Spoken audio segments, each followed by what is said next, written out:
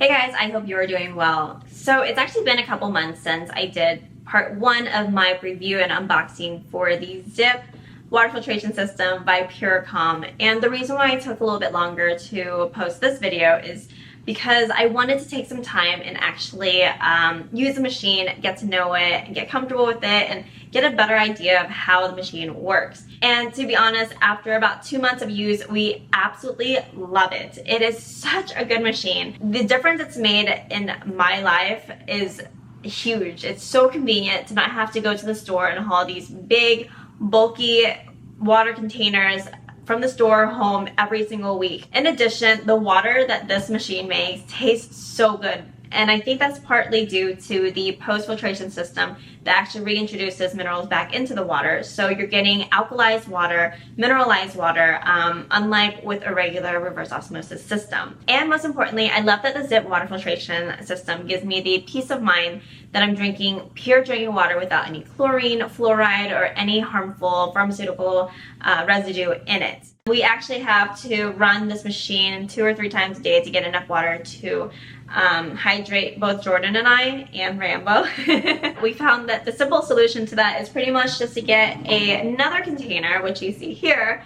And the nice thing about this is we can fill this up and put it in the fridge and actually get cold water from the fridge, which we really enjoy, especially now that it's getting really hot outside. And then that also means that we have a backup source of water, so we're not just running off of this reservoir right here. So part one of my review for the Zip water filtration system, I ran an initial cycle and showed you guys that, and the water level that came up was probably about right here, which is not normally the case with this machine. The reason why the top tank was only halfway full during that initial cycle is because it was a brand new machine with brand new filters, and for the first run of a new filter, water needs to fill up all the empty spaces in the filter, and so a lot of the water that was supposed to be in here ended up in the filters themselves. So that's why there was only half of the water that was produced in the actual tank. After that cycle, after I ran it again, I did get the full amount of water like you see here. So this is actually more of what you should expect from the machine rather than what I showed in that first video. So for us, what we like to do is actually run a cycle before we go to bed, because it takes about 20 minutes for a full cycle to run. It could actually be a lot less too, just depending on what type of water you have, where you live. And then in the morning, what I like to do is just take like this big shaker bottle and just put it underneath the spout. And the cool thing is, if you want just a little bit of water, you can push down and it'll dispense water. Or if you have like a large container like this, you can pull this up and it'll continuously dispense water for you. Once this is empty, I pull out the drawer and then I refill it with fresh water from the tap and then run another cycle. So I do it at night, in the morning, and then if necessary, then I do it again in the middle of the day when I'm making lunch or when I'm already in the kitchen. So it's actually really convenient. I'd much rather do this than drive to the store and haul water around. And then I'm going to pull this out, empty the water in here, and then fill it back up with fresh tap water.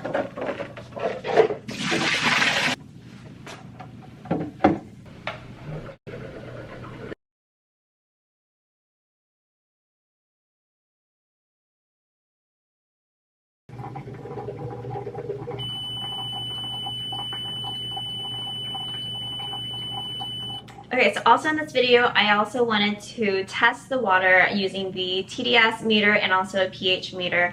I have 5 different samples right here. So the first test I'm going to do is measure the TDS of these water solutions. TDS pretty much stands for total dissolved solids.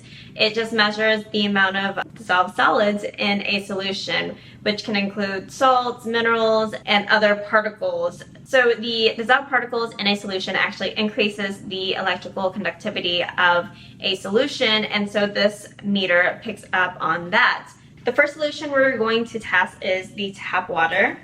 So that's giving me a reading of 232 particles per millionth. So the next solution I'm going to test is actually going to be the Zip solution. I kind of switched these up a little bit. So I have the tap water, the Zip filtered water, the reverse osmosis bottled water, the high pH alkalized bottled water, and then we also have the sludge or contaminated water from the base of the Zip filter, which pretty much has all the concentrated bath stuff in it. So let's get some water from the Zip. So keep in mind also, since this is a TDS meter, the Zip filter actually reintroduces minerals back into the water. The minerals are going to be picked up on this meter as well, so it's going to give a slightly higher TDS reading than just regular reverse osmosis water. So the TDS reading for the Zip water filter is 53 parts per million. I am actually really impressed by this reading. I mean, even with the remineralization process, the total TDS in the Zip filtered water versus the tap water is like 1/4 of the tap water's TDS. Now we're going to test the Aquafina, which is a reverse osmosis water with no minerals added to it. So I'm guessing this is going to have a bit lower of a TDS reading than the Zip water. Okay, well, so the reading for the Aquafina or the reverse osmosis bottled water is 0. Aquafina reverse osmosis water is very, very pure, apparently, which doesn't really surprise me because the reverse osmosis does a really good job of filtering, which is the same thing as what the Zip does. The only thing is, you know, we have to remember that the Zip actually reintroduces the minerals. So you're actually getting mineralized water with the Zip, whereas with the reverse osmosis bottled water, it's just pure water. There's no minerals added back into it. So the next water solution we're going to test out is this alkaline water, which has a 9.5 pH or higher. So the ionized alkaline water came back with a reading of 54, which is like 1 above the Zip filtered water. So we're gonna move on to the concentrated sludge water that I got from in here. I'm very curious to see what this is because this is pretty much just concentrated tap water. This is all of the contaminants that the Zip filter took out of this water so it could produce this. So everything that was in here should be in here and in the filters also. But let's see what the reading on that says. Okay, so the contaminated sludge water from the bottom tank of the Zip is at 439, which is almost double what the tap water is. So it just shows you how many contaminants were taken out of the tap water to produce the filtered water. That's why you definitely want to dump this out and fill it up with fresh tap water so that you don't make your filters do more work than it really should. So overall, the results for the TDS is pretty much what I expected. I expected the tap water to be pretty high because it is tap water. I expected the reverse osmosis bottled water to be the purest or like the lowest reading for TDS out of all of them. The Zip filtered water would be a little slightly higher than the reverse osmosis bottled water, but lower than the alkaline water from the store. And then of course the sludge water I kind of knew is going to be really, really high in TDS because of just how concentrated it is. But anyway, let's move on to the pH meter and see how these do in the pH test. Okay, so let's test the pH of these. I'm going to be honest, I don't know how accurate this is because it's giving me really low readings. So it's coming back like very acidic. So I think this meter is reading lower than it should. So let's just go ahead and give these water solutions a test and see what it says. So the first one is tap water. I'm getting a 7.35. And then let's try the Zip filter. So this one I'm getting a 6.15. So let's move on to the reverse osmosis water. This should have the lowest reading. It's about 4.8. So next it is the ionized alkaline water. Ooh, that one's shooting up. I'm getting a reading around 8.82. Okay, and then last we have the sludge water, which I am getting a rating at 7.4. All right, so with the pH test, again, I apologize. I don't know how accurate my pH meter is. I just figure we can still compare the numbers to see how they stack up against each other. The ionized alkaline water, which came in at 8.82, on the pH scale. This one is supposed to have a 9.5 pH or higher, so I'm wondering if my meter kind of came in a little bit low, so all these readings are a little bit lower than normal. So after doing the TDS and pH test, I would say the water with the best numbers is the ionized alkaline water. However, it's ridiculously expensive and it comes in a plastic water bottle, which actually is part of the problem to begin with. The reason why I wanted a water filter is to get away from plastic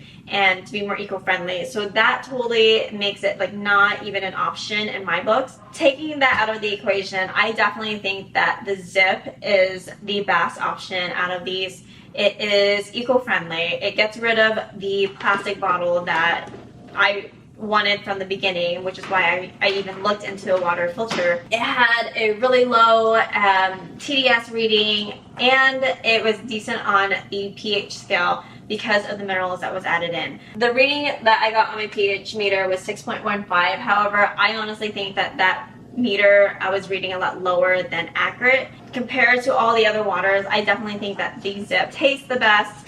I will say even though this one has the highest pH, I don't like the taste. It almost kind of tastes like slimy, whereas the Zip, it has a very soft taste. It's very clean. It doesn't taste like, chlorine or anything like that. And then of course, the Aquafina, it literally had a TDS reading of 0, but there are no minerals in it, and I still want mineral in my water.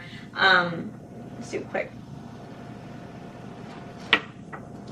Yeah, it doesn't taste as like smooth as the Zip water, which I really like this taste. That pretty much concludes my test and review of the Zip water filtration system by Puricom.